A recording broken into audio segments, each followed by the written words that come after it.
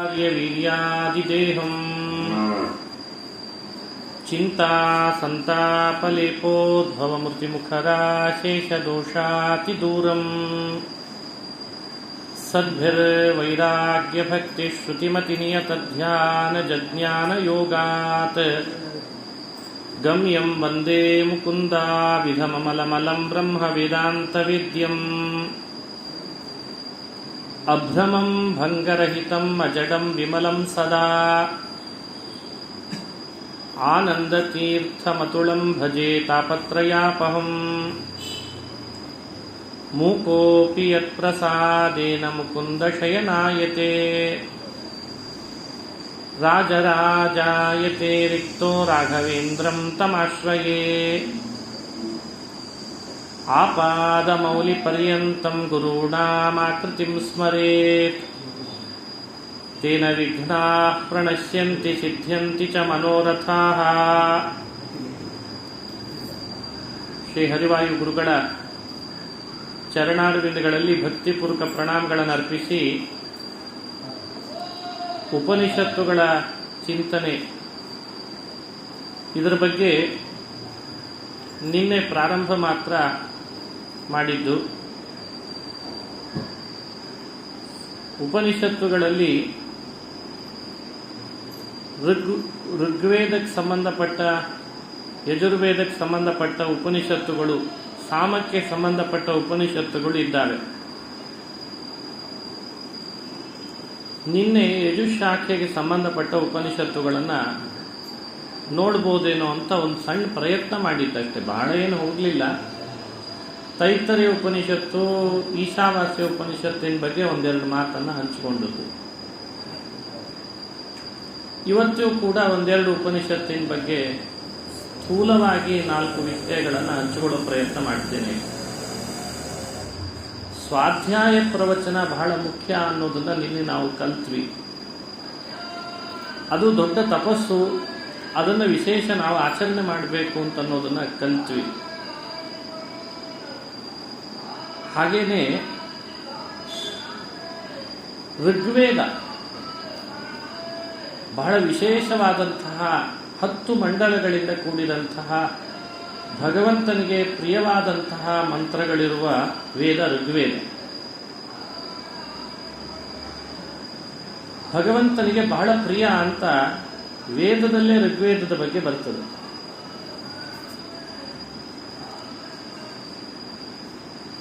ಭಗವಂತನಿಗೆ ಒಂದೊಂದು ವೇದ ಒಂದೊಂದು ಅಂಗಗಳ ರೂಪದಲ್ಲಿದ್ದಾವೆ ಅಂತ ಹೇಳ್ತಾರೆ.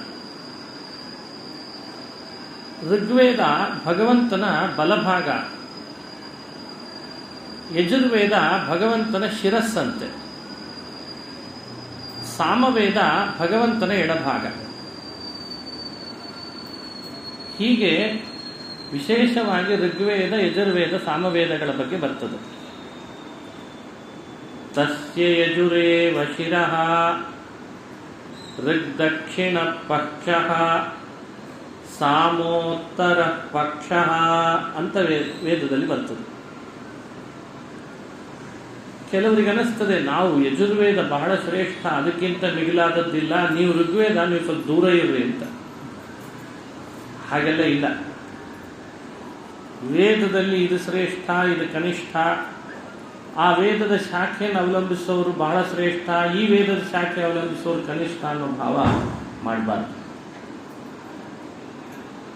ಎಲ್ಲವೂ ಅಪೌರುಷೇಯವಾದ ವೇದಗಳೇ. ಅವುಗಳ ಶಾಖೆಗೆ ಅವಲಂಬಿಸಿಕೊಂಡಿರುವ ಉಪನಿಷತ್ತುಗಳು ಕೂಡ ಅಪೌರುಷೇಯವಾದ ಪರಮ ಪ್ರಮಾಣವಾದ ಗ್ರಂಥಗಳೇ. ಹಾಗಾಗಿ ಇದು ಶ್ರೇಷ್ಠ, ಇದು ಕನಿಷ್ಠ ಅನ್ನುವ ವಿಭಾಗ ವೇದದಲ್ಲಿ ಸಲ್ದು. ವಿಭಾಗದ ಉದ್ದೇಶ ಏನು ಹಾಗಾದ್ರೆ ಅಂತ ಕೇಳ್ತಾರೆ ಕೆಲವರು. ಇಷ್ಟು ಉಪನಿಷತ್ತುಗಳು ವಿಭಾಗ, 10 ಉಪನಿಷತ್ತುಗಳು ಅಂತೀರಿ, ವೇದಗಳಲ್ಲಿ ಶಾಖೋಪಶಾಖೆಗಳನ್ನು ಹೇಳ್ತೀರಿ, ಇವುಗಳ ಲಾಭ ಏನು, ಯಾಕೆ ಮಾಡಿದ್ರಿ ಇವನ್ನ ಅಂತ. ಶ್ರೇಷ್ಠ ಕನಿಷ್ಠ ಉದ್ದೇಶ ಇಟ್ಕೊಂಡು ಮಾಡಲಿಲ್ಲ. ತಿಳುವಳಿಕೆ ಮಾಡಿಕೊಳ್ಳಿಕ್ಕೆ ಅರ್ಹತೆ ಕಡಿಮೆ ಇರೋದ್ರಿಂದ ವಿಭಾಗಗಳು ಮಾಡಿದ್ದಂತೆ.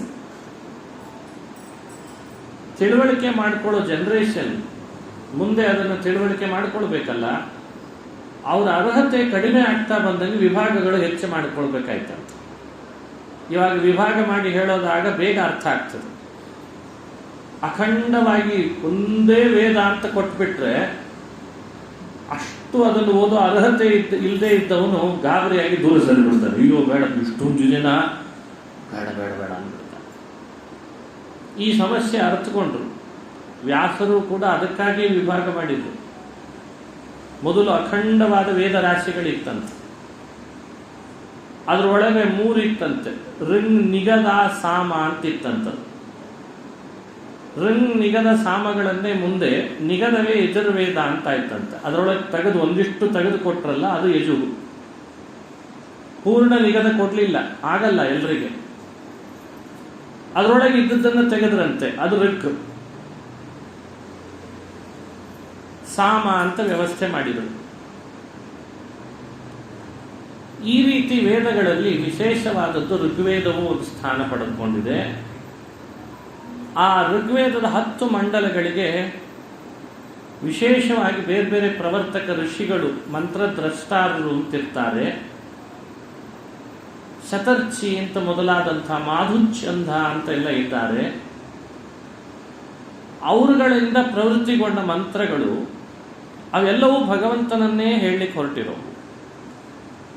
ಆದರೆ ನೇರವಾಗಿ ನಾವು ಅವುಗಳನ್ನು ತಿಳಿದುಕೊಳ್ಳಿಕ್ಕೆ ಹೊರಟ್ರೆ ಯಾರೋ ಒಬ್ಬ ಋಷಿ, ಯಾರೋ ಒಬ್ಬ ವ್ಯಕ್ತಿಯಿಂದ ಹೇಳ್ತದೆ ಅಂತ ಮೇಲ್ನೋಟಕ್ಕೆ ಅನ್ನಿಸ್ತದೆ.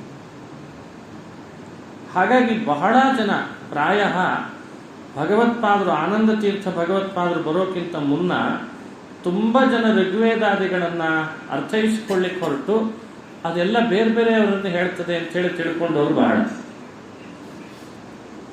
ಯಾವಾಗ ಭಗವತ್ಪಾದರು ಬಂದರು, ಆ ಋಕ್ಷಾಖೆಗೆ ಸಂಬಂಧಪಟ್ಟ ಐತರೇಯ ಉಪನಿಷತ್ತಿಗೆ ಒಂದು ಭಾಷ್ಯ ಬರೆದುಕೊಟ್ರು. ಆ ಭಾಷ್ಯದ ಮೂಲಕವಾಗಿ ಋಗ್ವೇದವನ್ನು ಅಧ್ಯಯನ ಮಾಡಲಿಕ್ಕೆ ಶುರು ಮಾಡಿದಾಗ ಎಲ್ಲ ಋಗ್ವೇದದ ಮಾತುಗಳು ಭಗವತ್ಪದ ಅನ್ನೋದನ್ನು ಅರ್ಥ ಮಾಡ್ಕೊಳ್ಳಿಕ್ಕೆ ಬಂತಂತೆ. ಇದು ಐತರೇಯ ಭಾಷ್ಯ ಮಧ್ವಾಚಾರ್ಯರು ನಮಗೆ ಕೊಟ್ಟ ಮೇಲೆ ಆ ಭಾಷ್ಯಕ್ಕೂ ಋಗ್ವೇದಕ್ಕೂ ಇರುವಂಥ ಒಂದು ಆಂತರಿಕವಾದ ಗಟ್ಟಿಯಾದ ಸಂಬಂಧ ತಿಳಿದುಕೊಂಡ ಮೇಲೆ ಇದೆಲ್ಲವೂ ಭಗವಂತನನ್ನೇ ಹೇಳಲಿಕ್ಕೆ ಹೊರಟಿದೆ, ಭಗವಂತನ ಗುಣಗಳನ್ನೇ ತಿಳಿಸ್ಲಿಕ್ಕೆ ಹೊರಟಿದೆ ಅಂತ ಅರ್ಥ ಆಯ್ತಂತೆ. ಹಾಗಾಗಿ ಐತರೇಯ ಉಪನಿಷತ್ತು ಅಂತ ಇತರ ಅಂತ ಒಬ್ಬಳಿದ್ಲು. ಇತರಾ ದೇವಿಯಲ್ಲಿ ಭಗವಂತ ಅವತಾರ ಮಾಡಿದ. ಅವನಿಗೆ ಮಹಿದಾಸ ಅಂತ ಹೆಸರು. ಮಹಿದಾಸ ಅನ್ನೋ ಆ ಶಬ್ದದ ಅರ್ಥ ಏನು ಅಂದರೆ, ಮಹಿ ಅನ್ನೋ ಶಬ್ದ ಉತ್ಸವ ಯಾವಾಗಲೂ ಮಾಡೋರಿಗೆ ಮಹಿ ಅಂತ ಕರೀತಾರಂತೆ. ಯಾವಾಗಲೂ ಉತ್ಸವ ಮಾಡೋದು,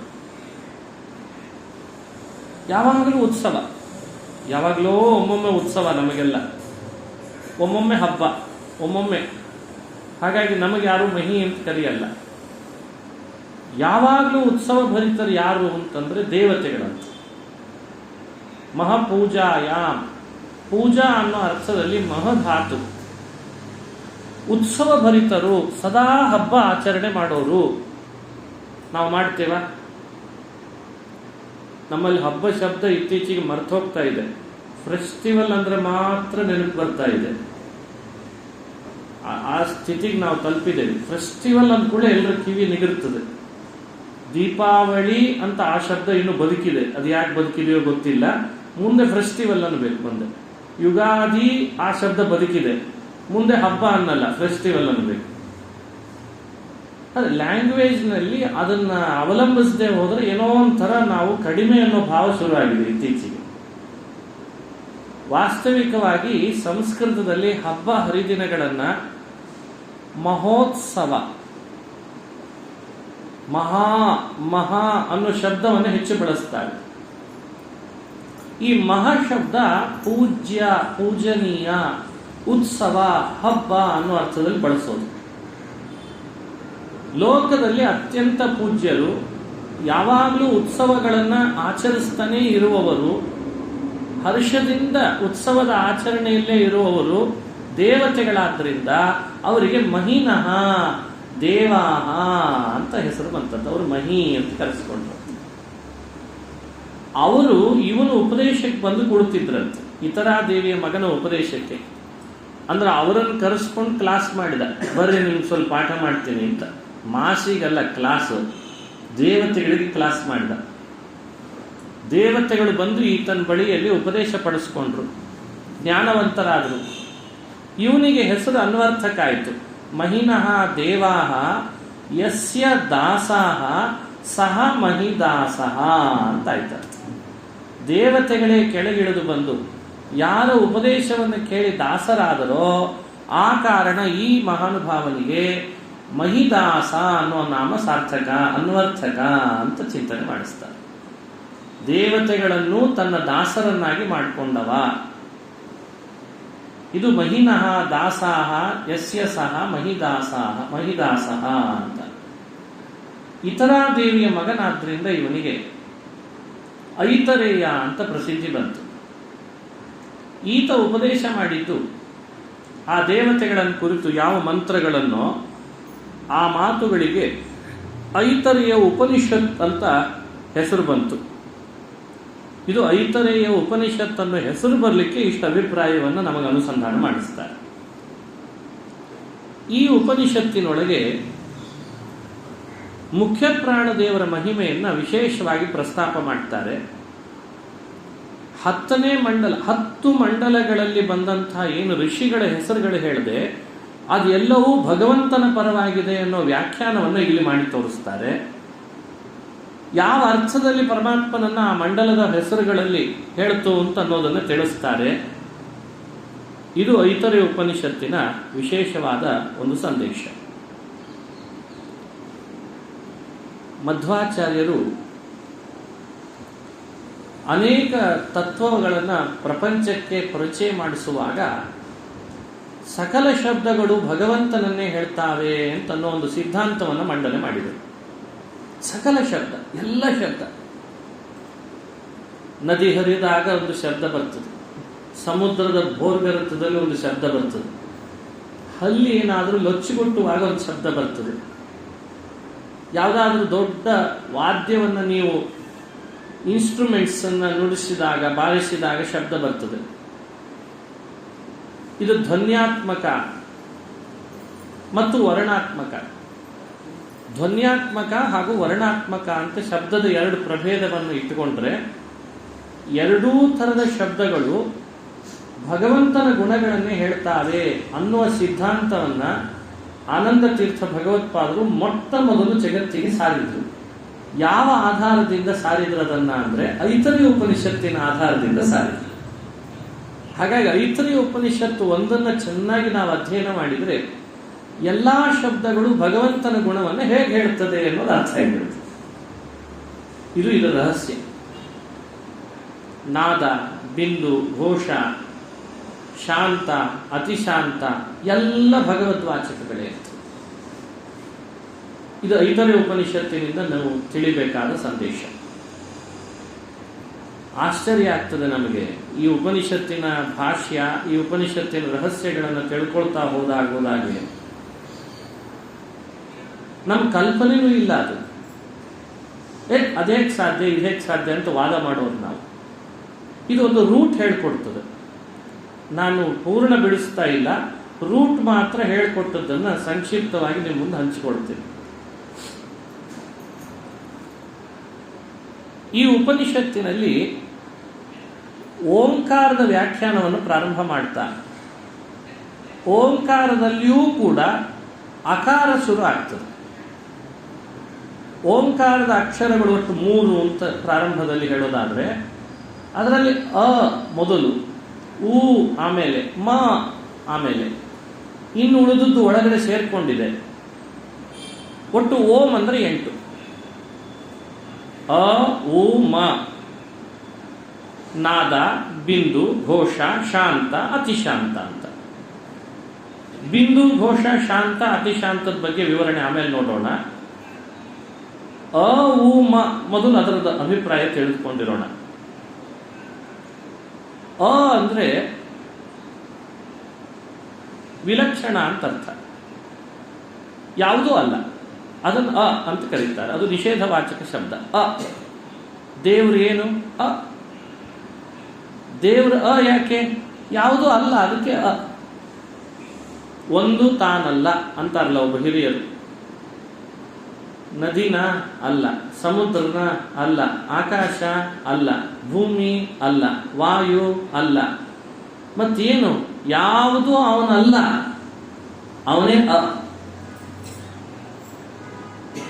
ಪ್ರಕೃತಿ ಅಲ್ಲ, ಪ್ರಕೃತಿ ದೇವರಲ್ಲ, ಪ್ರಕೃತಿಯ ಗುಣಗಳು ಸಾತ್ವಿಕ ರಾಜಸ ತಾಮಸ ಅದು ಅಲ್ಲ, ಮಹತ್ತತ್ವ ಅಲ್ಲ, ಪಂಚಭೂತಗಳು ಅಲ್ಲ, ಯಾವುದು ಮತ್ತೆ? ಯಾವುದು ತಾನಲ್ಲ, ಅವನೇ ಕೆಲವರು ಅಲ್ಲ ಅಂತಂದದ್ದು ಇದೆ ದೇವರನ್ನ, ಆದರೆ ಈ ಅಲ್ಲ ಬೇರೆ. ಅನ್ನೋ ಶಬ್ದ ಅಷ್ಟು ಅರ್ಥದಲ್ಲಿ ಕೊಡ್ತೀವಿ. ಎಲ್ಲರಿಗಿಂತಲೂ ಅತ್ಯಂತ ವಿಲಕ್ಷಣ.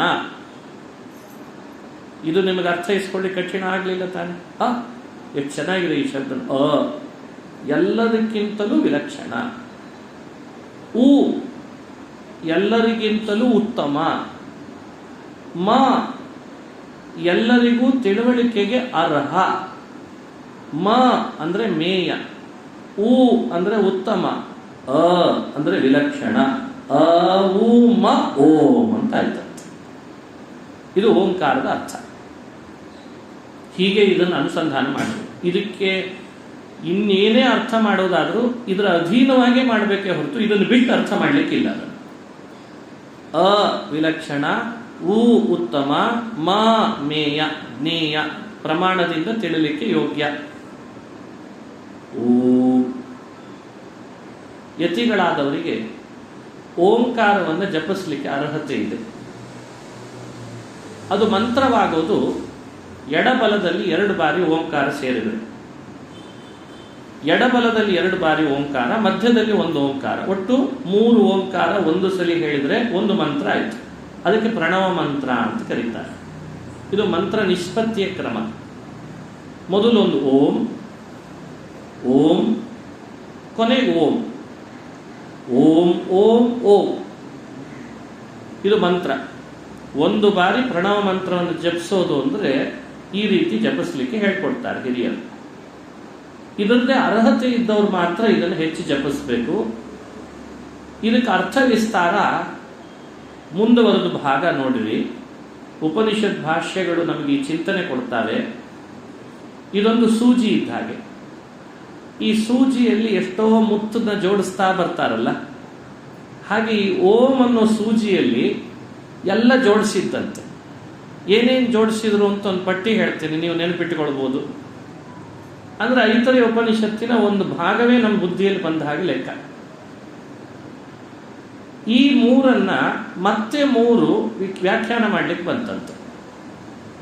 ಈ 3 ಮುಂದೆ 3 ವ್ಯಾಖ್ಯಾನ ಮಾಡಿತು. ಮಾನ ಅದನ್ನು ವ್ಯಾಖ್ಯಾನ ಮಾಡಿದ್ಯಾವುದು? ಭೂಹು ಭುವಃ ಸ್ವಹ. ಭೂಹು ಭುವಃ ಸ್ವಹ, ಅದು 3 ಇದೆ. ಅದನ್ನು ಹಿರಿಯರು ಏನು ಕರೀತಾರೆ? ವ್ಯಾಹೃತಿ ಅಂತ ಕರೀತಾರೆ. ವ್ಯಾಹೃತಿ ಅಂತ ಇವತ್ತೇನು ಕೇಳ್ತೇವೆ, ವ್ಯಾಹೃತಿ ಮಂತ್ರ ಅಂತ ಪ್ರಸಿದ್ಧಿ. ಭೂರ್ಭುವಸ್ವಃ ತತ್ಸವಿತುರ್ವರೇಣ್ಯಂ ಭರ್ಗೋ ದೇವಸ್ಯ ಧೀಮಹಿ ಧಿಯೋ ಯೋ ನಃ ಪ್ರಚೋದಯಾತ್. ಇದು ಪೂರ್ಣ ಗಾಯತ್ರಿ. ಇದು ವಿಶ್ವಾಮಿತ್ರ ಗಾಯತ್ರಿ. ತತ್ಸವಿತುರ್ವರೇಣ್ಯಂ ಅಂತ ಪ್ರಾರಂಭ ಆಗಿ ಧಿಯೋ ಯೋ ನಃ ಪ್ರಚೋದಯಾತ್ ಅಂದರೆ ಅದು ಬ್ರಹ್ಮ ಗಾಯತ್ರಿ. ಬ್ರಹ್ಮ ಗಾಯತ್ರಿ ಬೇರೆ, ವಿಶ್ವಾಮಿತ್ರ ಗಾಯತ್ರಿ ಬೇರೆ. ವಿಶ್ವಾಮಿತ್ರ ಗಾಯತ್ರಿ ಅಂದರೆ ವ್ಯಾಹೃತಿ ಸಹಿತವಾಗಿ ಉಚ್ಚರಿಸುವಾಗ 5 ಸ್ತರಗಳಲ್ಲಿ ನಿಲ್ಲಿಸಿ ಹೇಳಿದರೆ ಅದು ವಿಶ್ವಾಮಿತ್ರ ಗಾಯತ್ರಿ. ಪಂಚಶೀರ್ಷ ಉಪನಯನೇ ವಿನಿಯೋಗ ಅಂತ ದಿನ ಸಂಧ್ಯಾ ವಂದನೆಯಲ್ಲಿ ಹೇಳ್ತೇವೆ. ಪಂಚಶೀರ್ಷ ಅಂದರೆ 5 ಕಡೆಯಲ್ಲಿ ಅದನ್ನು ನಿಲ್ಲಿಸಿಯೇ ಹೇಳಬೇಕು. ಭಗವತ್ಪಾದರು ಅದನ್ನು ನಿರ್ಣಯಿಸಿಕೊಟ್ರು ನಮಗೆ. ವಿಶ್ವಾಮಿತ್ರಸ್ತು ಸಂಧ್ಯರ್ಥೆ ತದನ್ಯತ್ರತು. ವಿಶ್ವಾಮಿತ್ರ ಗಾಯತ್ರಿ ಅದು ಸಂಧ್ಯಾ ವಂದನೆಗೆ ಮಾತ್ರ ಮೀಸಲಂತೆ. ತದನ್ಯತ್ರ ಅದು ಬಿಟ್ಟು ಉಳಿದು ಎಲ್ಲ ಕಡೆಯಲ್ಲೂ ಕೂಡ ಬ್ರಹ್ಮ ಗಾಯತ್ರಿಯನ್ನೇ ಹೇಳಬೇಕಂತ. ಊಟಕ್ಕೆ ಕೂಡಬೇಕು, ಅನ್ನವನ್ನು ಅಭಿಮಂತ್ರಿಸಲಿಕ್ಕೆ ಗಾಯತ್ರಿ ಅಭಿಮಂತ್ರಿ ಅಂತಂತಾರೆ. ಭೂರ್ಭುವ ಸ್ವಹ ಅಂತ ಶುರು ಮಾಡಬಾರ್ದು, ಅಪರಾಧ ಅಂತ. ಕೇವಲ ತತ್ಸವಿತುರ್ವರೇಣ್ಯಂ ಅಂತ ಬ್ರಹ್ಮಗಾಯತ್ರಿಯಿಂದ ಅಭಿಮಂತ್ರಣ ಮಾಡಬೇಕು. ಅನೇಕ ಮಂತ್ರಗಳಲ್ಲಿ ಗಾಯತ್ರಿಯನ್ನೇ ಸೇರಿಸ್ಬಿಡ್ತಾರೆ. ಅನೇಕ ವಿಧಿಗಳಲ್ಲಿ ಗಾಯತ್ರ್ಯ ಪ್ರೋಕ್ಷ್ಯ. ಗಾಯತ್ರ್ಯ ಪ್ರೋಕ್ಷ್ಯ ಅಂದ್ರೆ ಗಾಯತ್ರಿ ಮಂತ್ರ ವಿಶ್ವಾಮಿತ್ರ ಹೇಳಬಾರ್ದು. ಪ್ರೋಕ್ಷಣೆಗೆ ಗಾಯತ್ರಿ ಉಪಯೋಗಿಸ್ಬೇಕಲ್ವಾ? ನೈವೇದ್ಯಕ್ಕಿಂತ ಪೂರ್ವದಲ್ಲಿ ತತ್ಸವಿತುರ್ವರೇಣ್ಯಂ ಅಂತ ಅಷ್ಟೇ ಗಾಯತ್ರಿ ಮಂತ್ರ ಅಂದ್ರೆ ಬ್ರಹ್ಮ ಗಾಯತ್ರಿಯನ್ನೇ ಹೇಳಬೇಕು ಅಂತ ನಿಯಮ ಇದೆ. ಇದೆಲ್ಲ ಭಗವತ್ಪಾದರು ನಮಗೆ ಚಿಂತನೆ ಮಾಡಿಕೊಟ್ಟದ್ದು. ಪ್ರಕೃತ ಆ ಭೂರ್ಭುವ ಸ್ವಹ ಅಂತೇನು ವಿಶ್ವಾಮಿತ್ರ ಗಾಯತ್ರಿಯ ಪೂರ್ವದಲ್ಲಿ ನಮಗೆ ಪರಿಚಯ ಇರ್ತದೆ ಅಂತ ಅದನ್ನು ತಗೊಂಡು ಹೇಳ್ತಿದ್ದೇನೆ. ಭಾಷ್ಯದೊಳಗೆ ಈ ಗಾಯತ್ರಿಯ ವಿಸ್ತಾರ ಮುಂದೆ ಬರ್ತದೆ. ಭೂಹು ಭುವಃ ಸ್ವಹ, ಇದು ಅ ಉ ಮಗಳ ವ್ಯಾಖ್ಯಾನ ಆಯ್ತಂತೆ. ಭೂಹು ಜಗತ್ತನ್ನ ಉತ್ಪತ್ತಿ ಮಾಡುವವ, ಭೂಸತ್ತಾಯ ಜಗದುತ್ಪಾದಕ. ಭುವಃ ಸ್ವಹ, ಭುವಃ ಸ್ವಹ. ಭುವಃ ಅಂದ್ರೆ ಪರಮಾತ್ಮ ಯಾವತ್ತಿದ್ರೂ ನಮ್ಮನ್ನು ರಕ್ಷಿಸುವವ. ಬೇರೆ ಬೇರೆ ಅರ್ಥನೂ ಹೇಳ್ತಾರೆ. ಸ್ವಹ ಸುಖ ಹಾಗೂ ಜ್ಞಾನಗಳ ಸ್ವರೂಪನಾದವ. ಭೂಹು ಭುವಃ ಸ್ವಹ. ಯಜುರ್ವೇದದಲ್ಲಿ ಆಗುವಾಗ ಸುವಹ, ಋಗ್ವೇದದಲ್ಲಿ ಆಗುವಾಗ ಸ್ವಹ ಅಂತ ಹೇಳ್ತದೆ. ಸ್ವಲ್ಪ ಯಜುಶಾಖೆ ಋಕ್ಷಾಖೆಗಳಲ್ಲಿ ಸು ಮತ್ತು ವ ಇದ್ರೂ ಕೂಡ ಬಿಡಿಸಿ ಹೇಳೋದು, ಸ್ವಲ್ಪ ಸೇರಿಸಿ ಹೇಳೋದು ಅಂತ ವ್ಯತ್ಯಾಸ ಇರ್ತದೆ. ಆದರೆ ಅದರ ಅರ್ಥ ಮಾತ್ರ ಒಂದೇ ಇರ್ತದೆ, ಅದರಲ್ಲಿ ವ್ಯತ್ಯಾಸ ಇರಲ್ಲ. ಈಗ ಸುಖ ಸ್ವರೂಪ ಜ್ಞಾನ ಸ್ವರೂಪ ಅಂತ ಚಿಂತನೆ ಮಾಡಬೇಕು. ಹೀಗೆ ಭೂಹು ಭುವಃ ಸ್ವಹ, ಇದು ಅ ಊಮಗಳ ವ್ಯಾಖ್ಯಾನ ಆಯಿತು. ಆ ಮೂರರ ವ್ಯಾಖ್ಯಾನವೇ ಮತ್ತೆ ಮೂರಾಯಿತು. ಅದು ಯಾವುದು? ಆಗ ತಾನೇ ತಿಳಿಸಿದಂತೆ ಗಾಯತ್ರಿ. ಯಾಕೆಂದ್ರೆ ಅದು ಮೂರಿದೆ. ಎಲ್ಲೆಲ್ಲಿ ಮೂರಿದೆ? ತತ್ಸವಿತುರ್ವರೇಣ್ಯಂ ಒಂದು, ಭರ್ಗೋ ದೇವಸ್ಯ ಧೀಮಹಿ ಎರಡು, ಧಿಯೋ ಯೋ ನಃ ಪ್ರಚೋದಯಾತ್ ಮೂರು. ಅದಕ್ಕೆ ಅಲ್ವೇ ಗಾಯತ್ರಿಯನ್ನ ತ್ರಿಪದಾ ಗಾಯತ್ರಿ ಅಂತ ಕರೆದಿದ್ದಾರೆ. ಪಂಚಶೀರ್ಷ ತ್ರಿಪದ ಎರಡು ಗಾಯತ್ರಿಗೆ ತಾನೇ ಇರೋದು. ಪದ ಅಂದ್ರೆ ಮೂರು ಪಾದಗಳು ಅಂತ ಅರ್ಥ. ತತ್ ಸವಿತುಹು ವರೇಣ್ಯಂ ಭರ್ಗಃ ದೇವಸ್ಯ ಧೀಮಹಿ ಧಿಯೋ ಯೋ ನಃ ಪ್ರಚೋದಯಾತ್. ಮೂರು ಪಾದದ ಗಾಯತ್ರಿ ಮೂರು ಭೂಹು ಭುವಃ ಸ್ವಹ ವ್ಯಾಹೃತಿಯ ವ್ಯಾಖ್ಯಾನ ರೂಪವಾಗಿ ಬಂದಿದೆ ಅಂತ ತಿಳಿಬೇಕು. ಏನಿದರ ಅಭಿಪ್ರಾಯ? ತತ್ ಎಲ್ಲೆಡೆ ವ್ಯಾಪಿಸಿರುವ, ಸವಿತುಹು ತನ್ನ ಗರ್ಭದಿಂದ ಜಗತ್ತನ್ನು ಹುಟ್ಟಿಸುವ. ಸವಿತಾ ಅಂದ್ರೆ ಶೂಯಿ ಪ್ರಾಣಿ ಗರ್ಭ ವಿಮೋಚನೆ. ಗರ್ಭದೊಳಗೆ ಹೊತ್ತು ತಾಯಿ ಮಗುವನ್ನು ಹೊರತಂದಂತೆ ಪ್ರಪಂಚವನ್ನು ಹೊರತಂದವ ಸವಿತುಹು. ಸವಿತಾ ಅಂದ್ರೆ ಜಗತ್ ಪ್ರಸವಿತ ಅಂತ ಅರ್ಥ. ಜಗತ್ತನ್ನ ಪ್ರಪಂಚವನ್ನ ತನ್ನ ಗರ್ಭದಿಂದ ಹೊರತಂದವ ಸೃಷ್ಟಿ ಕಾಲದಲ್ಲಿ. ದೇವಸ್ಯ ಕ್ರೀಡಾದಿ ಗುಣಗಳನ್ನ ಹೊಂದಿದವ. ಸವಿತುಹು ದೇವಸ್ಯ ತತ್ ವ್ಯಾಪ್ತವಾದ ಆ ಭಗವಂತನ ರೂಪ ಏನಿದೆ, ಸೂರ್ಯನ ಮಂಡಲದ ಒಳಗಿರುವ ರೂಪ, ಹಿರಣ್ಮಯೇನ ಪಾತ್ರೇನ ಸತ್ಯಸ್ಯಾಪಿಹಿತಂ ಮುಖಂ ಅಂತ ವೇದದಲ್ಲಿ ಹೇಳಿರುವ ಆ ರೂಪ ಏನಿದೆ, ಆ ರೂಪವನ್ನು ಧ್ಯಾನ ಮಾಡ್ತೇನೆ ಅನ್ಬೇಕಂತ. ಧೀಮಹಿ ಅಂದ್ರೆ ಆ ಅರ್ಥ. ಸವಿತುಹು ವರೇಣ್ಯಂ ಭರ್ಗಃ ದೇವಸ್ಯ ಧೀಮಹಿ. ದೇವಸ್ಯ ಸವಿತುಹು ಭರ್ಗಃ ತತ್ ಧೀಮಹಿ. ದೇವಸ್ಯ ಕ್ರೀಡಾದಿ ಗುಣಗಳಿಂದ ಕೂಡಿದ, ಸವಿತುಹು ಜಗತ್ತನ್ನೇ ಗರ್ಭದಲ್ಲಿ ಇಟ್ಟುಕೊಂಡು ಹಡಿಯುವ, ಭರ್ಗಃ ಭರಣ ಗಮನ ಕರ್ತ. ಭರಣ ಜಗತ್ತನ್ನ ಭರಣ ಮಾಡಿದವ. ಭರಣ ಅಂದ್ರೆ ಪಾಲನ ಪೋಷಣ ಅಂತ ಅರ್ಥ. ಗಮನ ಅಂದ್ರೆ ಜಗತ್ತಿನ ಒಳಗೆ ಪ್ರವೇಶಿಸಿದವ. ತತ್ ಸೃಷ್ಟ್ವಾ ತದೇವಾನುಪ್ರಾವಿಶತ್ ತದನು ಪ್ರವಿಶ್ಯ ಸಚ್ಚತ್ಯಚ್ಚಾಭವತ್. ಪ್ರಪಂಚದ ಒಳಗೆ ಪ್ರವೇಶಿಸಿದವ, ಪ್ರಪಂಚವನ್ನ ಪಾಲನ ಪೋಷಣ ಮಾಡುವವ. ಹಾಗಾಗಿ ಅವನಿಗೆ ಭರ್ಗಃ ಭರ್ಗಃ ಅಂತ ಹೆಸರು. ಅಂತಹ ಭಗವಂತನ ಒಂದು ರೂಪ ಇದೆ, ಸೂರ್ಯನಾರಾಯಣ. ಆ ರೂಪವನ್ನು ಧ್ಯಾನ ಮಾಡ್ತೇನೆ. ಧೀಮಹಿ ಯಹ ನಹ ಧಿಯಃ ಪ್ರಚೋದಯಾತ್. ಯಾವ ನಾರಾಯಣ ನಹ ಧಿಯಃ ನಮ್ಮೆಲ್ಲರ ಬುದ್ಧಿಯನ್ನು ಪ್ರಚೋದಯಾತ್ ಪ್ರೇರಣೆ ಮಾಡ್ತಾನೋ ಆ ಭಗವದ್ ರೂಪವನ್ನು ಧೀಮಹಿ ಧ್ಯಾನ ಮಾಡ್ತೇನೆ. ನಿಮಗಿದ್ರ ಅರ್ಥ ಅನುಸಂಧಾನಕ್ಕೆ ಬಂತು ಸ್ಥೂಲವಾಗಿ. ಇದಕ್ಕೆ ತುಂಬಾ ವಿಸ್ತಾರವಾದ ವ್ಯಾಖ್ಯಾನ ಇದೆ. ನಾನು ನಿಮಗೆ ಸ್ಥೂಲವಾದ ಪರಿಚಯ ಮಾಡಿದೆ. ತತ್ ಸವಿತು ವರೇಣ್ಯಂ. ವರೇಣ್ಯಂ ಅಂದ್ರೆ ಸರ್ವೋತ್ತಮ ಅಂತ ಅರ್ಥ. ಅದು ನ ಯ ಎರಡು ಬೇರೆ ಬೇರೆ ಅಕ್ಷರ ಅಂದ್ರೆ ಮಾತ್ರ ಅದು 24 ಆಗ್ತದೆ, ಇಲ್ಲದೆ ಇದ್ರೆ 23 ಆಗಿಬಿಡ್ತದೆ. ನ ಒಂದು, ಯ ಎರಡು, ಅದಕ್ಕೆ ನ್ಯಂ ಅಂತ ಆಗಿದೆ. ಸಂಯುಕ್ತವಾದರೂ ಎರಡು ಪ್ರತ್ಯೇಕ ಪರಿಗಣಿಸಬೇಕು, ಅಂದ್ರೆ ಮಾತ್ರ 24 ಆಗ್ತದೆ. ಹಾಗಾಗಿ ಒಟ್ಟು ಗಾಯತ್ರಿ ಮಂತ್ರದ ಅಕ್ಷರಗಳು ತತ್ನಿಂದ ಪ್ರಾರಂಭ ಮಾಡಿ ಪ್ರಚೋದಯಾತ್ ತನಕ ನೀವು ಅಕ್ಷರ ಎಣಿಸಿದ್ರೆ 23 ಕಂಡಾಗ ಕಾಣಿಸಿದ್ರು. ವರೇಣ್ಯಂ ಶಬ್ದದಲ್ಲಿ ನ ಯ ಎರಡು ಹೆಚ್ಚಿಂದು ಅಂತ ಇಟ್ಟುಕೊಂಡ್ರೆ ಮಾತ್ರ ಅದು 24 ಅಕ್ಷರ ಗಾಯತ್ರಿ ಅಂತ ಆಗ್ತದೆ. ಹೀಗೆ ಚಿಂತನೆ ಮಾಡಬೇಕು. ಈ ಗಾಯತ್ರಿಯ ಈ ಅರ್ಥ, ಈ ಶಬ್ದ ವರೇಣ್ಯಂ ಅನ್ನೋ ಶಬ್ದ ಅದು ಎಲ್ಲರಿಗಿಂತಲೂ ಉತ್ತಮ ಅನ್ನೋ ಅರ್ಥದಲ್ಲಿ ಇದೆ. ವರೇಣ್ಯಂ, ಅವನಿಗಿಂತ ಉತ್ತಮ ಜಗತ್ತಿನಲ್ಲಿ ಯಾರಿಲ್ಲ. ಊ ಅನ್ನೋ ಶಬ್ದ ಏನ್ ಪ್ರಾರಂಭದಲ್ಲಿ ಅ ಊ ನೋಡಿದ್ವಲ್ಲ, ಆ ಊ ವರೇಣ್ಯಂ ಅಂತ ಆಗಿತ್ತಂತೀವಿ. ಹೀಗೆ ಆ ಅಕ್ಷರದಲ್ಲಿರುವ ಅಭಿಪ್ರಾಯಗಳೆಲ್ಲ, ಅರ್ಥ ಎಲ್ಲ ಮುಂದುವರೆದ ಗಾಯತ್ರಿ ಮಂತ್ರದಲ್ಲಿ ವಿಸ್ತಾರವಾಗಿಬಿಡ್ತು. ಹಾಗಾಗಿ 3 ಪಾದದ ಗಾಯತ್ರಿ ಅದು 3 ವ್ಯಾಹೃತಿಯ ಅರ್ಥ, 3 ವ್ಯಾಹೃತಿ ಮಂತ್ರ ಅದು 3 ಅಕ್ಷರದ ಓಂಕಾರದ ವ್ಯಾಖ್ಯಾನ. ಅ ಊಮ ಭೂಹು ಭುವಃ ಸ್ವಃ ತತ್ಸವಿತುರ್ವರೇಣ್ಯಂ ಭರ್ಗೋ ದೇವಸ್ಯ ಧೀಮಹಿ ಧಿಯೋ ಯೋ ನಃ ಪ್ರಚೋದಯಾತ್. ಹೀಗೆ 3 3 3 ಈ ಅನುಸಂಧಾನ ಬರಬೇಕಂತ. ಇದರ ವಿಸ್ತಾರ ಆಯಿತು, ಗಾಯತ್ರಿಯ ವಿಸ್ತಾರ ಮತ್ತೆ ಮುಂದುವರಿತು ಭಾಗ. ಅದ್ಯಾವುದು? ಪುರುಷ ಸೂಕ್ತ. ಆ ಪುರುಷ ಸೂಕ್ತದಲ್ಲಿ 16 ಋಕ್ಕುಗಳಿದ್ದಾವೆ.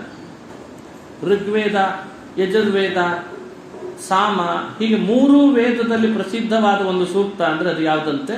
ಪುರುಷ ಸೂಕ್ತ. ಅದರ ಹೆಸರೇ ಪುರುಷ. ಪುರುಷ ಅಂತ ಹೆಸರು ಬರಲಿಕ್ಕೆ ಕಾರಣ ಅಲ್ಲೂ 3 ಇದೆ. ಪುರುಷ, ಪೂರ್ಣ ಷಡ್ಗುಣ ಅಂತ ಅರ್ಥ. ಷ ಅಂದ್ರೆ ಷಡ್ಗುಣ, ಪುರುಷ ಅಂದ್ರೆ ಪೂರ್ಣ ಷಡ್ಗುಣ ಅಂತ ಅರ್ಥ. ನಮ್ಮ ದೇಹದೊಳಗೆ ನಾವೆಲ್ಲ ಇದ್ದದ್ದಕ್ಕೆ ಪುರುಷ ಅಂದ್ರೆ ದೇಹದೊಳಗಿರುವವ ಅಂತ ಬಹಳ ಜನ ತಿಳ್ಕೊಂಡ್ಬಿಟ್ರು. ಪುರ ಅಂತ ಪುರ ಎರಡು ಸೇರಿಸ್ತಾರೆ ಅದನ್ನು. ಪುರ ಅಂದ್ರೆ ಏನು? ದೇಹ. ದೇಹವೇ ಒಂದು ಪಟ್ಟಣ. ಅಲ್ಲಿ ಶ ಅಂದ್ರೆ ವಾಸ ಮಾಡಿದವ, ಪುರುಷ. ದೇಹದಲ್ಲಿ ಯಾರೆಲ್ಲ ವಾಸ ಮಾಡಿರ್ತಾರಲ್ಲ ಅವರೆಲ್ಲ ಪುರುಷ ಅಂತ ತಿಳ್ಕೊಂಡ್ಬಿಟ್ರು ಬಹಳ ಜನ. ವ್ಯಾಖ್ಯಾನ ಹಾಗೆ ಬರೆದ್ರು. ಅಷ್ಟು ಹೇಳಲಿಕ್ಕೆ ಈ ಶಬ್ದ ಬೇಕಿತ್ತೆ? ಅಪೌರುಷೇಯವಾದ ವೇದ ಅಷ್ಟೇ ಅಲ್ಲ. ಪುರುಷ ಅಂದ್ರೆ ಪೂರ್ಣ, ಪೂರ್ಣ, ಷಡ್ಗುಣ. ದೇಹದೊಳಗಿರೋವನ ಬಗ್ಗೆ ಹೇಳ್ತಾ ಇಲ್ಲ. ದೇಹದೊಳಗಿದ್ದವನು ಒಬ್ಬನಿದ್ದಾನಲ್ಲ, ಅವನೊಳಗೊಬ್ಬ ಇದ್ದಾನೆ, ಅವನು ಪುರುಷ ಅಂತ ಅರ್ಥ. ಅವನು ಪುರುಷ. ಅವನ ಹೆಸರಿನಲ್ಲಿ ಒಂದು 16 ಋಕ್ಕುಗಳು ಬಂತು ಅವನ ಮಹಿಮೆ ಹೇಳಲಿಕ್ಕೆ. 16 ಋಕ್ಕುಗಳು ನಮ್ಮ ದಿನಾ ಪೂಜೆ ಮಾಡಲಿಕ್ಕೆ ಉಪಚಾರಗಳನ್ನು ಬಿಂಬಿಸ್ತಾರೆ. ಒಂದೊಂದು ಉಪಚಾರದಿಂದ ಭಗವಂತನನ್ನು ನಾವು ದಿನ ಪೂಜಿಸ್ಲಿಕ್ಕೆ ಒಂದೊಂದು ಮಂತ್ರಗಳನ್ನು ತಗೊಳ್ಬೇಕಂತ. ಎಷ್ಟು ಸಿಂಪಲ್ ಆಗಿದೆ ಅಲ್ವೇ? ಪ್ರಾಕ್ಟಿಕಲ್ ಆಗಿ ವಿಚಾರ ಮಾಡಿ. ಭಗವಂತನನ್ನು ಪೂಜಿಸ್ಲಿಕ್ಕೆ 16 ಉಪಚಾರಗಳು. ಷೋಡಶೋಪಚಾರ ಪೂಜಾ ಕರಿಷ್ಯೆ, ಹೀಗೆ ತಾನೇ ಸಂಕಲ್ಪ ಮಾಡ್ತೀವಿ ನಾವೆಲ್ಲ. ಆ ಷೋಡಶ ಉಪಚಾರಗಳನ್ನ ಒಂದೊಂದು ಮಂತ್ರಗಳಿಂದ ಮಾಡಿದ್ರೆ ದೇವರ ಪೂಜೆ ಮುಗಿದೋಯ್ತು. ಸಿಂಪಲ್. ನಾವು ಪುರುಷ ಸೂಕ್ತ ಕಲ್ತ್ರೆ, ಪುರುಷ ಸೂಕ್ತದ 16 ಮಂತ್ರಗಳನ್ನು ತಿಳಿದ್ರೆ ಅರ್ಥ ಮಾಡ್ಕೊಂಡು ಬಿಟ್ರೆ ಒಂದೊಂದು ಮಂತ್ರ ಹೇಳೋದು ಭಗವಂತನಿಗೆ ಒಂದು ಉಪಚಾರ ಆಯಿತು ಅಂತ ಅಭಿಪ್ರಾಯ. ಎಷ್ಟು ಚೆನ್ನಾಗಿದೆ ನೋಡಿ. ದೇವರಿಗೆ 16 ಉಪಚಾರ ಆಗಬೇಕು, ಆಗಲೇಬೇಕು. ಯಾರು ಪೂಜೆ ಮಾಡಿದ್ರು 16 ಮಾಡಬೇಕು ಅಂತಿದೆ. ಭಗವಂತನ ಪೂಜೆ ಮಾಡುವಾಗಲೂ 16ರಿಂದ ಮಾಡಿ. 16ಕ್ಕೆ ಭಗವಂತನ ಮಹಿಮೆಯನ್ನೇ ಹೇಳುವ 16 ಮಂತ್ರಗಳಿದ್ದಾರೆ. ಅದನ್ನು 3 ವರ್ಗ ಅಂತ ಮಾಡಿದ್ದಾರೆ. 1, 2, 3.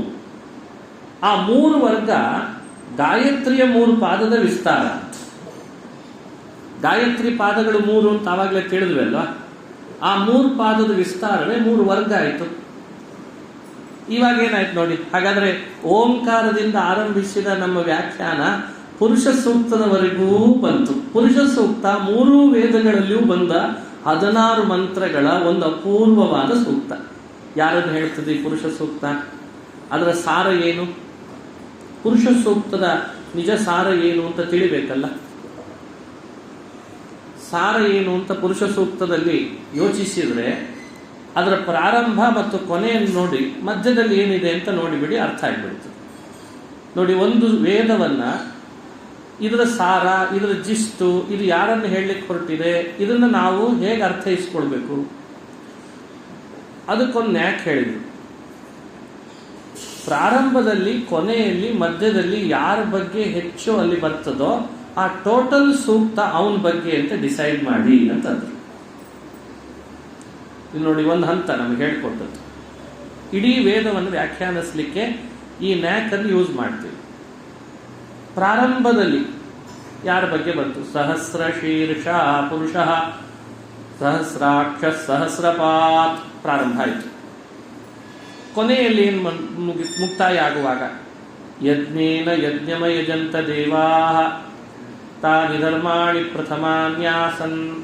ಸ್ವಲ್ಪ ಯಜುರ್ವೇದಕ್ಕೆ ಹೋದ್ರೆ ಸ್ವಲ್ಪ ಮುಂದುವರೆದ ಭಾಗ ಇದೇ ಪುರುಷ ಸೂಕ್ತದ ಯಜುರ್ವೇದದ ಭಾಗದಲ್ಲಿ ತಮೇವಂ ವಿದ್ವಾನ್ ಅಮೃತ ಇಹಭವತಿ ನಾನ್ಯ ಪಂಥ ಅಯನಾಯ ವಿದ್ಯತೆ ಅಜಾಯಮಾನೋ ಬಹುಧಾ ವಿಜಾಯತೆ ತಸ್ಯ ಧೀರಾ ಪರಿಜಾನಂತಿ ಯೋನಿಂ ಅಂತ ಸ್ವಲ್ಪ ಮುಂದುವರೆದ ಭಾಗ.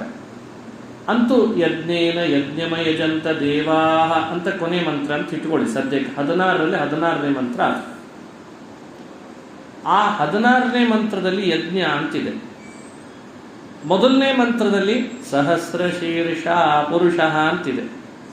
ಆಯ್ತಾ? ಮಧ್ಯದಲ್ಲಿ ಏನಿದೆ? ಪುರುಷ ಸೂಕ್ತದ ಮಧ್ಯದ ಒಂದೆರಡು ಮಂತ್ರಗಳು ಬೇಕಲ್ಲ ನಮಗೆ. ಮಧ್ಯದಲ್ಲಿ ಕೆಲವು ಅಂಶಗಳನ್ನು ನಿಮ್ಮ ಮುಂದೆ ಹಿಂಟ್ಸ್ ಕೊಡ್ತೀವಿ. ಮಧ್ಯದಲ್ಲಿ ಏನಿದೆ ಅಂದರೆ, ಪುರುಷ ಸೂಕ್ತ ಇವನಿಂದ ಋಗ್ವೇದ ಹುಟ್ಟಿತು, ಇವನಿಂದ ಯಜುರ್ವೇದ ಹುಟ್ಟಿತು, ಇವನಿಂದಲೇ ವೇದಗಳು ಹುಟ್ಟಿದವು, ದೇವತೆಗಳು ಹುಟ್ಟಿತು. ಚಂದ್ರಮ ಮನಸೋ ಜಾತಃ ಚಕ್ಷೋ ಸೂರ್ಯೋ ಅಜಾಯತ ಮುಖಾದಿಂದ್ರಶ್ಚಾಗ್ನಿಶ್ಚ ಪ್ರಾಣಾದ್ವಾಯುರಜಾಯತ ನಾಭ್ಯಾಸೀದಂತರಿಕ್ಷಂ ಶೀರ್ಷ್ಣೋದ್ಯೌ ಸಮವರ್ತತ. ನೋಡಿ, ನಾಭಿಯಿಂದ ಅಂತರಿಕ್ಷ ಲೋಕ ಹುಟ್ಟಿತು, ಮನಸ್ಸಿನಿಂದ ಚಂದ್ರ ಹುಟ್ಟಿದ. ಚಂದ್ರಮ ಮನಸೋ ಜಾತಃ ಚಕ್ಷೋ ಸೂರ್ಯೋ ಅಜಾಯತ, ಕಣ್ಣಿನಿಂದ ಸೂರ್ಯ ಹುಟ್ಟಿದ. ಎಲ್ಲ ಅರ್ಥ ಆಗ್ತದೆ. ಏನು ನಿಮಗೇನು ಕಠಿಣ ಅಂತ ಅನಿಸ್ತಾ ಇಲ್ಲ ಈಗ. ಹೀಗೆ ಮಧ್ಯ ಮಧ್ಯದಲ್ಲಿ ಬರುವ ಕೆಲವು ಆ ಮಾತುಗಳನ್ನು ನೀವು ನೋಡಿದ್ರೆ ಸೃಷ್ಟಿಯನ್ನು ಹೇಳ್ತದೆ. ಸೃಷ್ಟಿಯನ್ನು, ದೇವತೆಗಳ ಲೋಕಗಳ ಸೃಷ್ಟಿಯನ್ನು ಹೇಳ್ತದೆ. ಇದು ತಾನೇ ಮಧ್ಯದ ಭಾಗ ನಾವೀಗ ನೋಡ್ತಾ ಇರೋದು ಇಲ್ಲಿ. ಇನ್ನೊಂದು ಚೂರು ಮುಂದೆ ಬಂದ್ರೆ ಆ ಋತುಗಳನ್ನು ಒಂದೊಂದನ್ನಾಗಿ ಮಾಡಿ ಒಂದು ಯಜ್ಞ ನಡೀತು ಅಂತ ಹೇಳ್ತದೆ. ಅದೊಂದು ಆಧ್ಯಾತ್ಮಿಕವಾದ ಯಜ್ಞ. ವಸಂತ ಅಂತ ಒಂದು ಋತು. ಋತುಗಳು ಎಷ್ಟು ಅಂತ ಪರಿಚಯ ಇದೆ? 6. 6ರಲ್ಲಿ 5 ವೇದದ ಭಾಷೆಯಲ್ಲಿ. 6 ಋತುಗಳಲ್ಲಿ ಈಗ ನಡೀತಾ ಇರೋ ಋತು ಯಾವುದು? ಹೇಮಂತ. ಮುಂದೆ ಬರುವ ಋತು ಯಾವುದು? ಈ ಶಶಿರ ಹೇಮಂತಗಳನ್ನ ಹೆಚ್ಚು ಬದಲಾಯಿಸುವ ಅವಶ್ಯಕತೆ ಇಲ್ಲ, 2ರಲ್ಲೂ ಚಳಿ ಇರ್ತದೆ ಅಂತ ವೇದದ ಭಾಷೆ 5 ಋತುಗಳು ಅಂತ ಮಾಡ್ತೀವಿ. ಹಾಗಾಗಿ ವೇದದಲ್ಲಿ ಪಂಚವೈ ಋತವಃ, ವೇದದ ಭಾಷೆ ಲ್ಯಾಂಗ್ವೇಜ್ ಅನ್ನು ಅರ್ಥೈಸಿಕೊಳ್ಳುವಾಗ ಇದೊಂದು ಸೂಕ್ಷ್ಮ ಇರ್ತದೆ. ಸ್ವಲ್ಪ ನಮ್ಮ ಅನುಭವಕ್ಕೆ ಬರ್ತಾ ಇರುವಂತೆ 6 ಋತುಗಳು ಇದ್ರೂ ಕೂಡ ಚಳಿಯ ಸಾಮ್ಯ 2ರಲ್ಲೂ ಹೆಚ್ಚಿದ್ದಾಗ ಋತು 1 ಮಾಡಿದ್ರೆ ಸಾಕು ಅಂತ ಅದನ್ನು ವ್ಯವಸ್ಥೆ ಮಾಡಿಕೊಂತು ವೇದ. ಅಂತೂ 5 ಋತುಗಳಲ್ಲಿ ಒಂದು ಋತು ತುಪ್ಪ ಆಯ್ತಂತೆ, ಒಂದು ಋತು ಕಟ್ಟಿಗೆ ಆಯಿತು, ಇನ್ನೊಂದು ಋತು ಸಮಿತ್ ಆಯಿತು. ಅಂತೂ ಈ ಋತುಚಕ್ರ ಕಾಲಚಕ್ರದಂತೆ ಇದು ಒಂದು ಋತುಚಕ್ರ. ಅದರಲ್ಲಿ ಮತ್ತೆ ಕಾಲ ಅನ್ನೋದು ಒಂದು ಯಜ್ಞದ ಸಾಮಗ್ರಿಯಲ್ಲಿ ಒಂದು ಆಹುತಿ ಹಾಕ್ಲಿಕ್ಕೆ ಬೇಕಾದ ಕುಂಡವಾಯಿತು. ಪಶುಪತಿ ಅವನನ್ನ ಪಶುಪತಿಯನ್ನ ಪಶು ಮಾಡಿಕೊಂಡ್ರಂತೆ ಒಂದು ಆಧ್ಯಾತ್ಮಿಕವಾದ ಯಜ್ಞ ಮಾಡಿ ಪುರುಷ ನಾಮಕ ಶ್ರೀಹರಿಗೆ ಸಮರ್ಪಣೆ ಮಾಡಿದ್ರು ಅಂತ ಈ ವಿಷಯ ಪ್ರಸ್ತಾಪ ಆಗ್ತದೆ. ಇದು ಪುರುಷ ಸೂಕ್ತದಲ್ಲಿ ಬರೋ ಒಂದು ಆಧ್ಯಾತ್ಮಿಕ ಯಜ್ಞದ ಘಟ್ಟ. ನೆನಪಿಟ್ಟುಕೊಳ್ಬೇಕಿದೆ. ವಸಂತೋಸ್ಯಾಸೀದಾಜ್ಯಂ ಗ್ರೀಷ್ಮ ಇದ್ಮ ಶರದ್ಧವಿ. ವಸಂತ ಆರ್ಜ್ಯಮಾಸೀತ್, ವಸಂತ ಋತುವನ್ನು ತುಪ್ಪ ಮಾಡಿಕೊಂಡ್ರಂತೆ ಬ್ರಹ್ಮದೇವರು. ಗ್ರೀಷ್ಮ ಋತು ಇದ್ಮ ಬರ್ಹಿಸಿ ಅಂತ ಪೌರೋಹಿತ್ಯದಲ್ಲಿ ಕೇಳ್ತಿರ್ತೇವೆ ಶಬ್ದ. ಇದ್ಮ ಆಯ್ತಂತೆ. ಗ್ರೀಷ್ಮ ಇದ್ಮ ಶರದ್ಧವಿ, ಶರದ್ ಋತು ಹವಿಸ್ಸಾಯ್ತಂತೆ. ಶರದ್ಧವಿ ಅಂತ ಉಪನಿಷತ್ ವೇದನೆ ಹೇಳ್ಬಿಡ್ತದೆ ನೋಡಿ. ವಸಂತೋಸ್ಯಾಸೀದಾಜ್ಯಂ ಗ್ರೀಷ್ಮ ಇದ್ಮ ಶರದ್ಧವಿ. ನೋಡಿ, ಇಂಥವುಗಳನ್ನ ಯಜ್ಞಕ್ಕೆ ಬೇಕಾಗುವ ಯಾವೆಲ್ಲ ಸಾಮಗ್ರಿಗಳಿವೆ ಅದನ್ನೆಲ್ಲ ಋತುಗಳಲ್ಲಿ ಪರಿಚಯಿಸಿ ವೇದ ಹೇಳ್ತದೆ. ಇಂಥ ಒಂದು ಆಧ್ಯಾತ್ಮಿಕ ಯಜ್ಞವನ್ನ ಬ್ರಹ್ಮದೇವರು ನಡೆಸಿದ್ರು. ಉದ್ದೇಶ, ನಾನು ನಡೆಸಿದರೆ ನನ್ನನ್ನು ನೋಡುವ ದೇವತೆಗಳು ನಡೆಸ್ತಾರೆ ಅಂತ ಅವರು ನಡೆಸಿದರು. ನೋಡಿ, ಅವರು ಆಧ್ಯಾತ್ಮಿಕ ಯಜ್ಞ ನಡೆಸಿದ ಮೇಲೆ ಅದು ಮಾರ್ಗದರ್ಶನ ಆಯಿತು. ಹಾಗಾಗಿ ದೇವತೆಗಳು ಕೂಡ ತಾವು ಆಧ್ಯಾತ್ಮಿಕ ಯಜ್ಞವನ್ನು ಹೀಗೆ ನಡೆಸಬೇಕು ಅಂತ ಮನವರಿಕೆ ಮಾಡಿಕೊಂಡು ಅವರೂ ನಡೆಸಿದ್ರು ಅಂತ ಕೊನೆಗೊಳ್ತಾ ಯಜ್ಞೇನ ಯಜ್ಞಮ ಯಜಂತ ದೇವಾಹ ತಾನಿ ಧರ್ಮಾಣಿ ಪ್ರಥಮಾನ್ಯಾಸನ್ ಅಂತ ಮುಕ್ತಾಯ ಆಗ್ತದೆ. ಇಲ್ಲಿ ಯಜ್ಞ ಅಂದ್ರೆ ಯಾರು? ಯಜ್ಞೇನ ಯಜ್ಞಂ ಅಯಜಂತ ದೇವಾಹ. ಯಜ್ಞ ಶಬ್ದ ಆಡ್ಬಿಟ್ಟಿದೆ. ಯಜ್ಞ ಶಬ್ದ ನಾವು ನೀವು ಎಲ್ಲಿ ಕೇಳ್ತೇವೆ? ಹೆಚ್ಚು ಪ್ರಸಿದ್ಧಿ. ಇವತ್ತು ದಿನ ನಾವು ಯಜ್ಞ ಶಬ್ದವನ್ನು ಸಹಸ್ರನಾಮ ಹೇಳುವಾಗ ಕೊನೆಗೆ ಕೇಳ್ತೇವೆ. ಪುರುಷ ಸೂಕ್ತದಲ್ಲಿ ಕೊನೆಗೆ ಬಂದಿದೆ. ಯಜ್ಞೋ ಯಜ್ಞಪತಿರ್ಯಜ್ವಾ ಯಜ್ಞಾಂಗೋ ಯಜ್ಞ ಎಲ್ಲ ಬಂತ ಇಲ್ಲಿ ಶಬ್ದ ಅಲ್ಲಿ. ಯಜ್ಞವಾಹನ ಯಜ್ಞಭೃತ್ ಯಜ್ಞಕೃತ್ ಯಜ್ಞಿ ಯಜ್ಞಭೃತ್ ಯಜ್ಞ ಸಾಧನ. ಯಜ್ಞೋ ಭಗವಂತನ ನಾಮ. ಸಹಸ್ರನಾಮಗಳಲ್ಲಿ ಒಂದು ಭಗವಂತನ ನಾಮ ಯಜ್ಞ. ಯಜ್ಞೇನ ಯಜ್ಞಮ ಯಜಂತ ಅನ್ನೋಲ್ಲಿ ಯಜ್ಞಂ ಅಂದ್ರೆ ಭಗವಂತ ಅಂತ ಅರ್ಥ, ವಿಷ್ಣು. ಅದು ಬೇರೆಯವರನ್ನು ಹೇಳಲಿಕ್ಕೆ ಚಾನ್ಸೇ ಇಲ್ಲ. ಯಜ್ಞ ಶಬ್ದ ವಿಷ್ಣು ಅಂತ ಅರ್ಥ. ಯಾಕೆ ಯಜ್ಞ ಅಂದ್ರೆ ವಿಷ್ಣು? ಯಜ್ಞೋ ವೈ ವಿಷ್ಣು ಅಂತ ವೇದದಲ್ಲೇ ಬಂದ್ಬಿಟ್ಟಿದೆ. ಯಜ್ಞ ಶಬ್ದ ವಿಷ್ಣುನನ್ನೇ ಹೇಳ್ತದೆ, ಬೇರೆಯವರನ್ನು ಹೇಳಲ್ಲ. ವೇದದಲ್ಲೇ ವ್ಯಾಖ್ಯಾನ ಆಗಿದೆ. ಇನ್ನೂ ಸ್ವಲ್ಪ ಬಿಡಿಸಿದ್ರೆ ಯಜ್ಞ ಶಬ್ದವನ್ನ ಯದಸ್ತಿ ತತ್ ಸರ್ವಂ ಜಾನಾತೀತಿ ಯಜ್ಞ. ಏನೆಲ್ಲ ಇದೆ ಅದೆಲ್ಲವನ್ನೂ ತಿಳಿದಿದ್ದಾನೆ, ಅದಕ್ಕೆ ಅವನಿಗೆ ಯಜ್ಞ ಅಂತ ಹೆಸರಂತೆ. ಏನೆಲ್ಲ ಇದೆ ಎಲ್ಲ ತಿಳಿದಿದ್ದಾನೆ. ಸರ್ವಜ್ಞ ಅಂತ ಕೇಳ್ತೇವಲ್ವಾ, ಅದರ ಅರ್ಥ ಏನು? ಸರ್ವಂ ಜಾನಾತಿ, ಎಲ್ಲವನ್ನೂ ತಿಳಿದಿದ್ದಾನೆ ಅನ್ನೋ ಅರ್ಥದಲ್ಲೇ ಸರ್ವಜ್ಞ ಅಲ್ವೇ? ಹಂಗೆ ಯದಸ್ತಿ ತತ್ ಸರ್ವಂ ಜಾನಾತಿ ತಸ್ಮಾತ್ ಯಜ್ಞ ಅಂತ ಹಿರಿಯರು. ಏನದ ಎಲ್ಲ ಗೊತ್ತಿದೆ ಅವನಿಗೆ. ಅವನಿಗೆ ಗೊತ್ತಿಲ್ಲದ್ದೇ ಇಲ್ಲ, ಅವನಿಗೆ ಗೊತ್ತಿಲ್ಲದ್ದಿಲ್ಲೇ ಇಲ್ಲ, ಎಲ್ಲ ಗೊತ್ತಿದೆ. ಅದಕ್ಕೆ ಅವನಿಗೆ ಯಜ್ಞ. ಪೂರ್ಣ ಷಡ್ಗುಣ ಸಹಸ್ರ ಶೀರ್ಷ ಪುರುಷ ಯದಸ್ತಿ ತಜ್ಜಾನಾತೀತಿ ಯಜ್ಞ. ಯಜ್ಞೋ ಯಜ್ಞಪತಿರ್ಯಜ್ವ ಯಜ್ಞೋ ವೈ ವಿಷ್ಣು. ಇಷ್ಟೆಲ್ಲ ನಾವು ವಿಚಾರ ಮಾಡಿದರೆ ಉಪಕ್ರಮ ಉಪಸಂಹಾರಗಳು, ಮಧ್ಯದಲ್ಲಿ ಹೇಳಿದ ಸೃಷ್ಟಿ, ಇದು ಯಾರು ನಿಜವಾಗಲೂ ಕೂಡ ಯಾರ ಬಗ್ಗೆ ಹೇಳ್ತದೆ ಅಂತ ಗೊತ್ತಾಗ್ತದ? ಇದು ಪರಮಪುರುಷನಾದ ವಿಷ್ಣು ನಾರಾಯಣನನ್ನೇ ಹೇಳ್ತದೆ ಅನ್ನಲಿಕ್ಕೆ ಇದು ಅದ್ಭುತವಾಗಿ ನಮಗೆ ಕೊಟ್ಟ ಯುಕ್ತಿ.